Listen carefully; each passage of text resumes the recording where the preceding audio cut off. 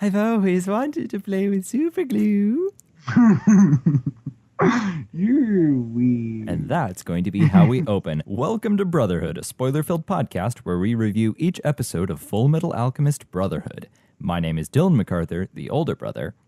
My name is Timothy MacArthur, the taller brother. Today's episode, Footsteps of a Comrade in Arms. The surprisingly untrue story of two simple guys who, after having their elbows fused together for 3 months, proceed to lose at a three-legged race. I have a question for you, Timothy, because when last we spoke, you said that you were going to take notes for this episode. Have you done so? I'll take that as a no. This is going to be interesting because I was kind of hoping that it could be a little switcheroo where you would come in and you'd be like, I'm all ready with notes. And I would be like, surprise, Timothy, I'm the one without any notes this time. And it would be like, a clever twist on an old classic. But instead, it's just going to be twice the ramble, half the content.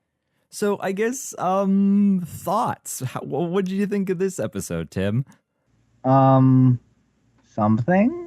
Oh, come on. I don't know what to think of it. You can do better than that. Okay, so, all right. I really don't know what to think of it in terms of, like, how good it was or whatever. I think it was... There were some things about it that I actually thought were pretty good. This was the saltine cracker of episodes. Yeah. There's nothing particularly strong about the cinematic storytelling. There's nothing particularly strong about the writing of this episode. Basically, what carries this dramatically is the music. I mean, there were some parts that were pretty well done in terms of, but not to the point that it's like, oh my gosh, that just happened. I really liked the shot of all of the animals in the cages towards the end. I'll be interested to see where we're going with that. Are they making chimeras? Or did they just decide that they wanted to fall in Jim Carrey's footsteps and buy a zoo? I don't know. No comment. I bet that's what happened. Father was like, I want immortality and all the animals in my room. I am both the patron saint of life and the patron saint of the Phoenix Zoo. Oh my gosh. Coco the gorilla was my personal favorite. I also thought that it was kind of nice that the apples that Winry buys are a deep shade of red.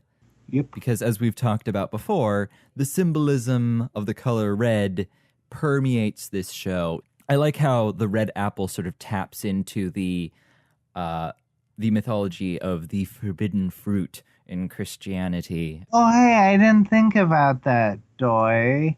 It's not a particularly strong symbol, but it's just sort of nice. Yeah. There was a point about halfway through the first scene of the episode when I thought to myself, this really wouldn't work if there weren't this music going on over the top of it. The whole deal with, where is Ling? What's he up to?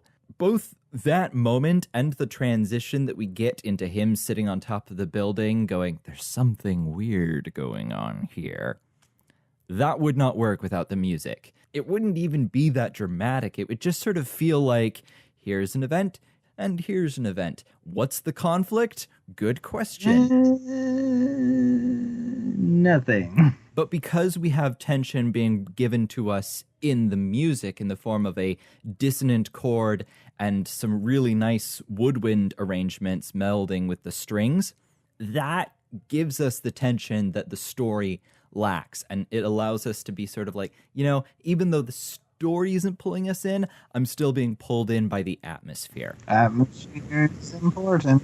What's with bodyguards and them being terrible at their jobs in this show? First we have Ross and the other guy who apparently keeps on having to dump his girlfriends and all that. And then we have those two other bodyguards who seem to be great at combat, but every other aspect of bodyguarding they seem to be terrible at. Are we talking about Team Rocket or Lan Fan who has fun? Lan Fan and Fu. I think the gag that they're trying to go with that is that Ling is really good at slipping out of situations, even slipping away from the people he's supposed to be with. Okay. But it doesn't really work. No, it does not. What ends up happening is that it makes Fu look kind of incompetent, which I don't think is what they're going for. It would be fine if that's what they were going for, but I don't think It that doesn't they look want us like to feel what that they're way. going for. It doesn't look like what they're going for at all. Especially when Fanlon starts fawning over Ling and is like, oh no, I don't know what we're gonna do. He slips away so often, and oh, I'm such a damsel or whatever. And I'm just like, Get more character, dang it. I'm still not entirely sure why I'm supposed to care about Fanlon, but I want to. Lon Fawn, I thought it was her Non name. fun has fun in Autobahn. Oh, hi. Anyways, Any other interesting characters you want to talk about? I really want to talk about Hughes's wife, Gracia. I think her name is. Yeah. In Japanese, for some reason, they pronounce it Grazia as if she's Polish. But whatever. What about her? I actually found how she acted in this episode. Like, when you look at the whole picture, it's like, yeah, I can live with that.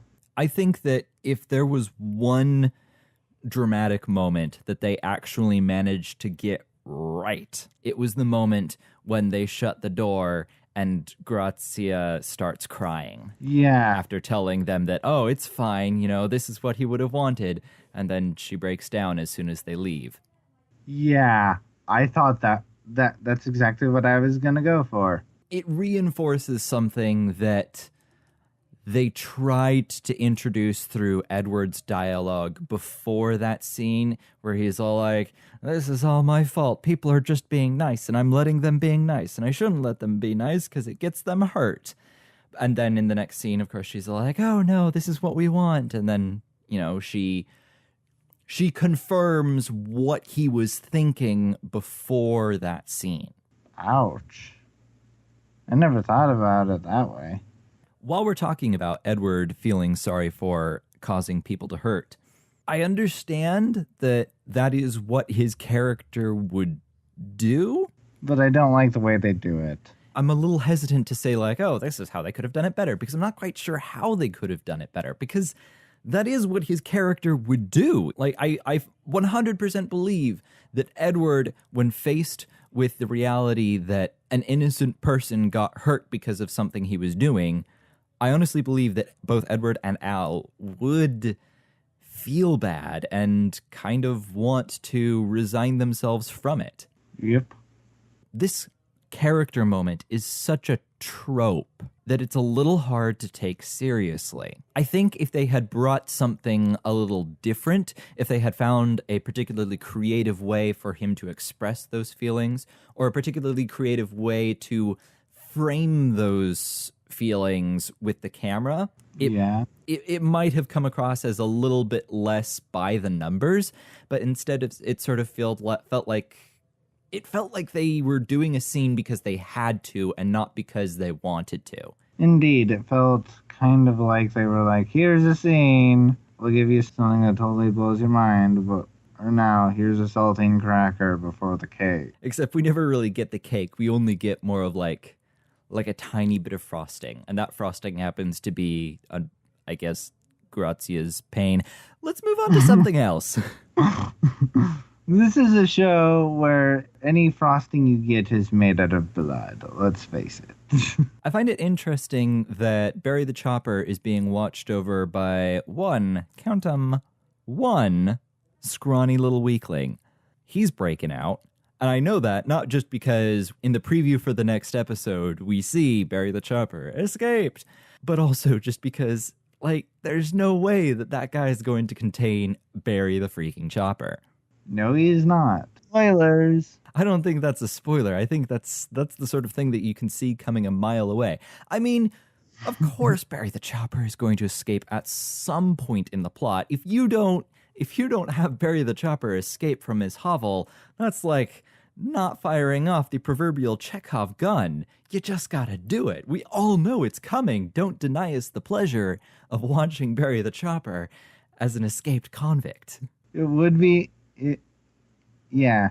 I don't know whether I should comment or not. I have some little nitpicks here and there, like the fact that Sheska is willing to talk about a super top secret thing to people who are not her boss, which is like, I feel like she should have been sworn to secrecy already. Colonel Mustang would have been like, don't you dare mention anything about the Fifth Laboratory or all of this super secret stuff that we're investigating because they're bad people in the military. He already knows that there is an infiltration within the military. So you would think that your secretary would be an important person to fill in on this detail. Yep. Maybe, call me crazy. I mean, I realize that that's a bit of a stretch, but... yeah, if your secretary can't be trusted to keep anything secret, don't have them as a secretary. Get someone else. I suspect that Sheska probably can be trusted with secret information. I would be surprised if she couldn't. That seems like something that would be within her character. I just feel like she probably didn't know that she was supposed to keep this on the down low, and... Yeah, that's some poor planning skills on his part. But then if you didn't have that, you wouldn't have drama, and, I don't know. Drama is a weird thing sometimes. You need to have conflict or else the story dies. When I hear you talk about forcing conflict, I think of someone like having like someone with a hammer and this like tube that on it says a story, and he's like shoving this box that says conflict into the tube. You gotta feed the beast. It doesn't matter what you feed it, you gotta feed it. Now, if you feed it too much gruel, then it's going to get rejected, but you can't let the beast go hungry. You can't let the beast go hungry, but if you feed it too much gruel, you're gonna end up with barf all over your face. That's what rewrites are for. So, any other thoughts about this episode?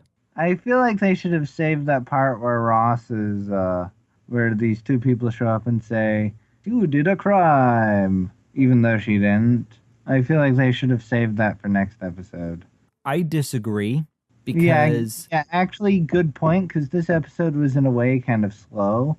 So if they didn't include that, it would have been kind of like, well, I don't know if that was worth it or not. This episode is so light that you need to have something, at least at the end, to be like, by the way, there's still momentum to the story. And, okay. Props to them for, at the last minute, throwing in a little dirty poker in order to get us to be like, no, wait, the storytellers they are on top of things, and they do remember that the reason we watch this show is so that we can watch some messed up characters doing some messed up things. Ooh, man, I can't wait for this next episode. All right, then, if that's all we have to say, I guess we'll close this thing off and move on to other things. Okay. In summary, this wasn't a bad episode. It was a saltine cracker. Okay, goodbye. Goodbye.